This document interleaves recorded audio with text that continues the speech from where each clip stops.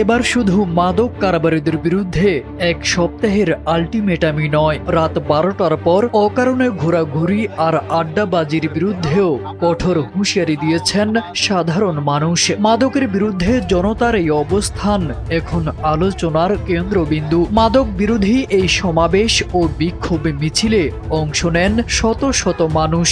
সমাবেশে এলাকাবাসীর পক্ষ থেকে ঘোষণা দেওয়া হয়, আগামী এক সপ্তাহের মধ্যে এলাকায় মাদক কারবারি ও সংশ্লিষ্ট কার্যক্রম বন্ধ করতে হবে, অন্যথায় আরো কঠোর সামাজিক কর্মসূচি গ্রহণ করা হবে। স্থানীয়দের ভাষ্য, মাদক শুধু ব্যক্তি নয়, পুরো পরিবার ও সমাজকে ধ্বংস করছে। তাই নতুন প্রজন্মকে রক্ষা করতে সবাইকে ঐক্যবদ্ধ হওয়ার আহ্বান জানানো হয়েছে।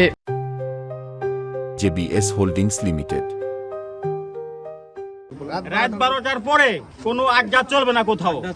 এক সপ্তাহের ভিতরে যদি মানলো, নাইলে আমরা এদের অ্যাকশন নেওয়ার প্রস্তুতি হব। এদিকে রাত 12টার পর অকারণে বাইরে ঘোরাফেরা কিংবা আড্ডা না দেওয়ারও আহ্বান জানানো হয়। এলাকাবাসীর দাবি, অপরাধ ও মাদকের বিস্তার রোধে সামাজিক সচেতনতা ও জনসম্পৃক্ততা বাড়ানো জরুরি। মাদক মুক্ত সমাজ গঠনের দাবিতে অংশগ্রহণকারীরা বিভিন্ন স্লোগান দেন। এমন ব্যতিক্রমী উদ্যোগের দেখা মিলেছে ফরিদপুরের সালথা উপজেলার রামকান্তপুর ইউনিয়নে।